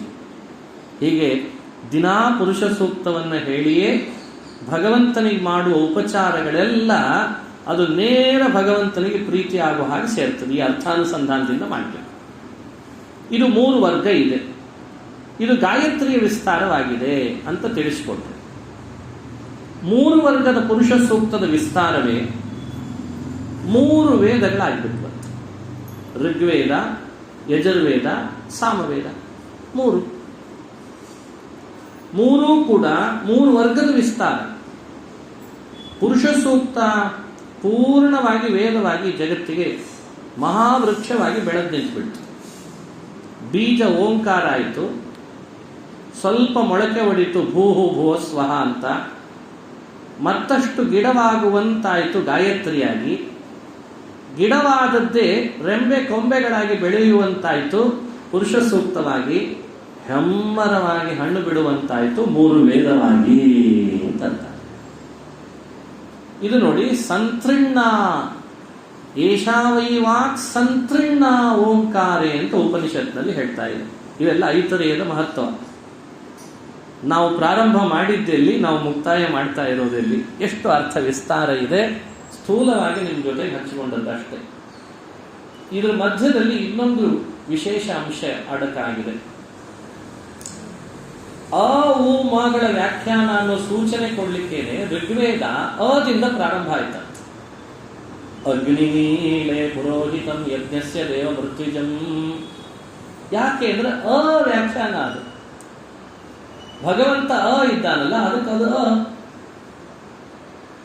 ಹೀಗೆ ಆ ವ್ಯಾಖ್ಯಾನ ಮಾಡುವ ಸುಮ್ಮನೆ ಕಪೋಲ ಕಲ್ಪಿತ ಅಂತ ಅಲ್ಲದೆ ಇವನ್ನ ಚಿಂತನೆ ಮಾಡುವಾಗ ಗೊತ್ತಾಗ್ತದೆ. ಈಶೇ ತೋರ್ಜೇತ್ವ ಅಂತ ಯಜುರ್ ಸಂಹಿತೆ ಪ್ರಾರಂಭ ಆಗ್ತದೆ. ಅದಕ್ಕೂ ಒಂದು ಕಾರಣ ಇದೆ, ಅದು ಎಲ್ಲಿ ನಿಲ್ತದೆ ಅದನ್ನು ನೋಡ್ಬೇಕು. ಹೀಗೆ ಒಂದೊಂದು ನೀವು ಅನುಸಂಧಾನಕ್ಕೆ ತಂದ್ರೆ ಪೂರ್ಣ ಇದು ಓಂಕಾರದ್ದೇ ವಿಸ್ತಾರ ಅನ್ನೋದು ಅದ್ಭುತವಾಗಿ ಗೊತ್ತಾಗ್ತದೆ ಅಂತ ತಿಳಿಸಿದರು ಭಗವತ್ಪಾದ. ಅ ಅಂದ್ರೆ ಎಷ್ಟು ಅಕ್ಷರ? 16 ಅಕ್ಷರ. ಉ ಅಂದ್ರೆ ಎಷ್ಟು ಅಕ್ಷರ? 25 ಅಕ್ಷರ ಅಂತ. ಮ ಅಂದ್ರೆ ಇವುಗಳನ್ನ ಬಿಟ್ಟು ಉಳಿದ ಅಕ್ಷರಗಳಿವೆ ಅಲ್ಲ, ಅದೆಲ್ಲ ಮ ಅಂತ. ನಿಮಗೆ ಅನುಸಂಧಾನಕ್ಕೆ ಬರ್ಬೋದು. ಈ ರೀತಿ ಹೇಳಿದ್ವಿ. ಈಗ ಅ ಇಂಗ್ಲಿಷ್ನಲ್ಲಿ ಓವೆಲ್ಸ್ ಅಂತ ಕರಿತೀವಿ, ಸಂಸ್ಕೃತದಲ್ಲಿ ಸ್ವರಾಕ್ಷರ. ಅ ಅಂದ್ರೆ ಸ್ವರಾಕ್ಷರ, ಅದರದ್ದು ಗುಂಪು ಅ. ಉ ಅಂದ್ರೆ ವರ್ಗೀಯ ವ್ಯಂಜನ. ಕ ಚ ಟ ತ ಪ. ಕ ಚ ಟ ತ ಪ ಇದೆಲ್ಲ ಉ. ಮ ಅಂದ್ರೆ ಯದಿಂದ ಆರಂಭ ಮಾಡಿ ಕ್ಷ ತನಕ. ಇದಿಷ್ಟೂ ಕೂಡ ಅ ಉ ಮದ ವ್ಯಾಖ್ಯಾನ. ಅ ಉ ಮದಿಂದ ಜಗತ್ತಿಗೆ ವ್ಯಕ್ತ ಆಯ್ತಂತ ಇವೆಲ್ಲವೂ ಅಂತ ನಮಗಿದನ್ನು ವ್ಯಾಖ್ಯಾನ ಮಾಡಿ ಹೇಳ್ತಾ ಇದ್ದಾರೆ ಹಿರಿಯರು. ಅ ಅಂದಾಗ ಆಹಾ ತನಕ ನಾವು ಚಿಂತನೆ ಮಾಡಬೇಕು. ಒಟ್ಟು ಎಷ್ಟಾಯ್ತು ಅಕ್ಷರಗಳು ಅಂದ್ರೆ 51 ಆಯ್ತಂತೆ. ಅ 16 ನಿಮಗೆ ಅದು ಅನುಸಂಧಾನಕ್ಕೆ ಬರ್ತದೆ. ಅ ಆ ಇ ಈ ಉ ಊ ಋ ಋ ಲೃ ಲೃ ಎ ಐ ಓ ಔ ಅಂ ಅಹ 16 ಅಕ್ಷರ. ಇದೆಲ್ಲ ಅದೇ ವ್ಯಾಖ್ಯಾನ ಅಂತ. ಇವೆಲ್ಲ ಜಗತ್ತಿಗೆ ಬಂದದ್ದು. ಅದಕ್ಕೆ ಯಾವಾಗಲೇ ನಾನೇನು ಹೇಳಿದೆ, ಇದೊಂದು ಓಂಕಾರದ ಸೂಜಿಯಲ್ಲಿ 51 ವರ್ಣಗಳು ಹೋಗಿ ಮುತ್ತಿನಂತೆ ಜೋಡಿಸಿಕೊಂಡಿದ್ದಾವೆ. ಸಂತೃಣ್ಣವಾಗ್ ಅಂದ್ರೆ ಹೀಗರ್ಥ. ಎಲ್ಲ ಇಲ್ಲೇ ಸೇರ್ಕೊಂಡ್ಬಿಟ್ಟಿದ. ಏನಿಲ್ಲ ಹೇಳ್ರಿ ನೋಡೋಣ. ಈ ಎಲ್ಲಾ ಅಕ್ಷರಗಳು ಭಗವಂತನ ನಾಮಗಳೇ ಅಂತ ಹೇಳ್ತಾರೆ ಹಿರಿಯರು. ಎಲ್ಲವೂ ಭಗವಂತನ ನಾಮ. ಈ ರೀತಿ ಅದನ್ನು ಅನುಸಂಧಾನ ಮಾಡಲಿಕ್ಕೆ ಹೇಳ್ಕೊಡ್ತಾರೆ.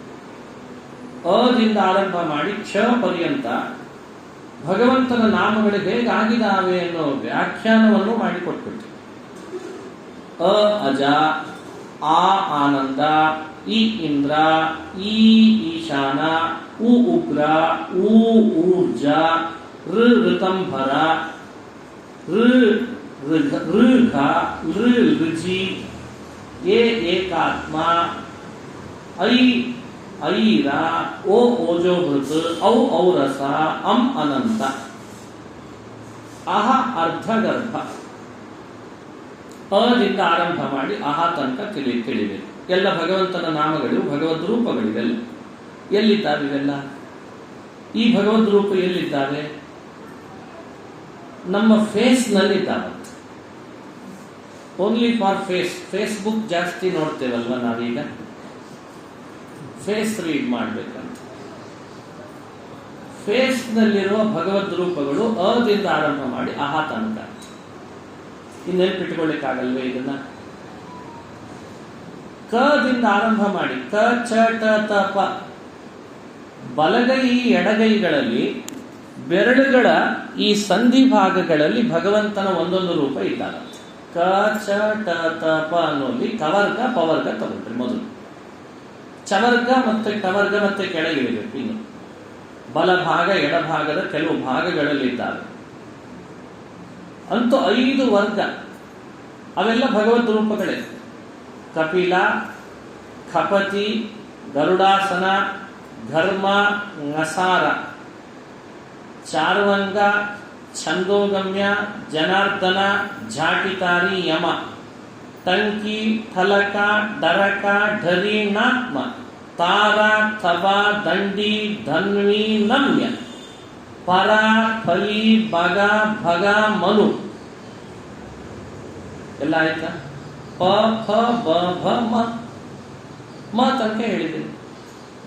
ಯಜ್ಞ, ರಾಮ, ವರಾಹ, ಲಕ್ಷ್ಮೀ ನರಸಿಂಹ, ಶಾಂತ ಸಂವಿತ್, ಷಡ್ಗುಣ, ಸಾರಾತ್ಮ, ಹಂಸ, ಲಾಳೂಕ, ಕ್ಷಂ ಲಕ್ಷ್ಮೀ ನರಸಿಂಹ. ಇಲ್ಲಿ ಮುಗಿತು. ಕ್ಷ ಪ್ರಾರಂಭ ಮಾಡಿತ್ತು, ಕ್ಷವರೆಗೂ ಭಗವಂತನ ರೂಪಗಳು ಯಾವುದು ಅಂತ ತಿಳಿಸಿತ್ತು. ಒಟ್ಟು 51 ಅಕ್ಷರಗಳು. ಈ 51 ಅಕ್ಷರಗಳು ಓಂಕಾರದ್ದೇ ವ್ಯಾಖ್ಯಾನ, ಓಂಕಾರದಿಂದಲೇ ಅಭಿವ್ಯಕ್ತವಾಗಿದೆ. ಹಾಗಾಗಿ ಈ ಅಕ್ಷರಗಳ ಸಮೂಹವೇ ಪದವಾಗಿದೆ, ಪದಗಳ ಸಮೂಹವೇ ವಾಕ್ಯವಾಗಿದೆ, ವಾಕ್ಯಗಳ ಸಮೂಹವೇ ವೇದ ರಾಶಿಗಳಾಗಿವೆ. ಹಾಗಾಗಿ ವೇದಗಳೆಲ್ಲ ಭಗವಂತನನ್ನು ಹೇಳ್ತದೆ ಅಂತ ಚಿಂತನೆ ಮಾಡಬೇಕು. ಇದು ಐತರೇಯ ಉಪನಿಷತ್ನಲ್ಲಿ ಬರುವ ಮತ್ತೊಂದು ಭಾಗ. ಹೀಗೆ ದಿನಾ ನಾವು ಆಡುವ ಪ್ರತಿ ಮಾತುಗಳು ಇದು ಒಂದು ಮುಖ. ಧ್ವನ್ಯಾತ್ಮಕ ವರ್ಣಾತ್ಮಕಗಳಲ್ಲಿ ವರ್ಣಾತ್ಮಕದ ವಿಸ್ತಾರವಾದ ಚಿಂತನೆ ಮಾಡ್ತಾ ಬಂದ್ವಿ. ಧ್ವನ್ಯಾತ್ಮಕ ಚಿಂತಿಸೋದಾದ್ರೆ ಹಲ್ಲಿ ಲೊಚ್ಚಿಬಿಟ್ಟಿದ್ರೆ ಭಗವಂತನ ಅಪಾರವಾದ ಮಹಿಮೆ ಎಷ್ಟು ಆಶ್ಚರ್ಯ ಅನ್ನೋದನ್ನು ಅದು ಹೇಳ್ತದಂತೆ. ಸಮುದ್ರಗಳ ಭೋರ್ಗರಿತ, ಆ ಭೋರ್ಗರಿತದಲ್ಲಿ ಬರುವ ಗಾಂಭೀರ್ಯ ಭಗವಂತನ ಗುಣ, ಅದನ್ನು ಅದು ತಿಳಿಸ್ತದಂತೆ. ಎಷ್ಟು ಗಂಭೀರ ಅಂತ ಹೇಳ್ತದಂತೆ. ಹೀಗೆ ಧ್ವನ್ಯಾತ್ಮಕ ಶಬ್ದಗಳು ಭಗವಂತನ ಗುಣಗಳನ್ನು ಹೇಳೋದಕ್ಕೆ ಮೀಸಲಾಗಿವೆ. ವರ್ಣಾತ್ಮಕ ಶಬ್ದಗಳಂತೂ ಸರಿನೇ, ಈಗ ತಾನೇ ನೋಡಿದ್ವಿ, ಅದು ಭಗವಂತನನ್ನೇ ಹೇಳಲಿಕ್ಕೆ ಮೀಸಲಾಗಿವೆ. ವಿರೋಧೇ ಶಬ್ದ ಪ್ರಪಂಚ 2 ವಿಧ. ಅದೇ ಭಗವಂತನನ್ನು ಹೇಳಿದ ಮೇಲೆ ಇನ್ನು ಉಳಿತೇನು ಅಂತ ಕೇಳ್ತಾರೆ. ಇನ್ನು ಉಳಿತೇನು? ಹೀಗೆ ಐತರೇಯ ಉಪನಿಷತ್ತನ್ನ ಅನುಸಂಧಾನ ಮಾಡಲಿಕ್ಕೆ ಹೊರಟವರಿಗೆ ಓಂಕಾರದಿಂದ ಆರಂಭ ಮಾಡಿ ಈ ಶಬ್ದ ಪ್ರಪಂಚದ ವಿಸ್ತಾರ ಚೆನ್ನಾಗಿ ತಿಳುವಳಿಕೆಗೆ ಬರಬೇಕು. ಇದು ಬಂತು ಅಂದ್ರೆ ಆನಂದನೇ ಬೇರೆ. ಏನ್ ಕೇಳ್ತಾನೆ, ಏನ್ ಹೇಳ್ತಾನೆ, ಏನ್ ನೋಡ್ತಾನೆ ಎಲ್ಲ ಭಗವನ್ಮಯ ಕಾಣಿಸ್ಲಿಕ್ಕೆ ಶುರುವಾಗ್ತದೆ.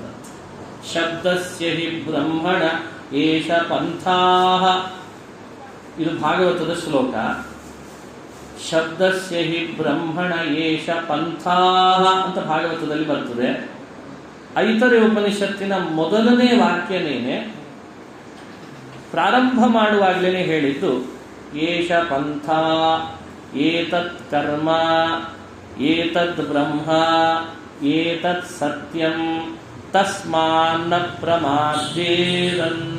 ಹೀಗೆ ಶುರುವಾಗಿದೆ. ತಸ್ಮಾನ್ನ ಪ್ರಮಾದ್ಯೇಯೇತ್ ತನ್ನಾತೀಯಾತ್ ನ ಹಿ ಅತ್ಯಾಯನ್ ಪೂರ್ವೇಯೇತ್ಯಾಯನ್ಸ್ತೆ ಪರಾಬಭೂವು ತದುಕ್ತಂ ಋಷಿಣಾ. ಹೀಗೆ ಐತರೇಯ ಉಪನಿಷತ್ತಿನ ಪ್ರಾರಂಭ ಹೇಳ್ತಾರೆ. ಏಷ ಪಂಥ, ಏತತ್ ಕರ್ಮ, ಆತನೇ ದಾರಿ ನಮಗೆ. ಅವನು ಬಿಟ್ಟು ಇನ್ನು ಯಾರ್ಯಾರೂ ದಾರಿ ಅಲ್ಲ ನಮಗೆ. ಅವನೇ ನಮಗೆ ಸಂಸಾರದ ಸಾಗರ ದಾಟಿಸುವ ದಾರಿ. ಅವನನ್ನೇ ಆಶ್ರಯಿಸಬೇಕು ಅಂತ ಪ್ರಾರಂಭ ಮಾಡ್ತೇವೆ. ಅವನ ಬಗ್ಗೆ ತಪ್ಪು ತಿಳಿದವರು, ಅವನನ್ನು ಮೀರಿ ನಡೀತೇನೆ, ಅವನೇನಾಗೋದು ನಮಗೆ ತಂದವರೆಲ್ಲ, ಅವನಿಂದ ವಿಮುಖರಾದವರೆಲ್ಲ ಅಸುರರು. ಅವನನ್ನು ಅನುಸರಿಸಿದವರೆಲ್ಲರೂ ಕೂಡ ಏನಾದರೂ ದೇವತೆಗಳಾದರು. ಹೀಗೆ ಮಹಿದಾಸ ದೇವತೆಗಳನ್ನು ಕುರಿತು ಉಪದೇಶ ಮಾಡಲಿಕ್ಕೆ ಪ್ರಾರಂಭ ಮಾಡುವಾಗ ಈ ವಿಷಯವನ್ನು ಪ್ರಸ್ತಾಪ ಮಾಡ್ತಾನೆ. ಇವತ್ತಿನ ಸಮಯಕ್ಕನುಗುಣವಾಗಿ ಸ್ವಲ್ಪ ಹೊತ್ತು ತಮ್ಮ ಜೊತೆಯಲ್ಲಿ ಐತರೇಯ ಉಪನಿಷತ್ನಲ್ಲಿ ಬಂದಂತೆ ಕೆಲವು ವಿಷಯಗಳನ್ನು ತಿಳಿಸುವ ಪ್ರಯತ್ನ ಮಾಡಿದ್ದೇನೆ.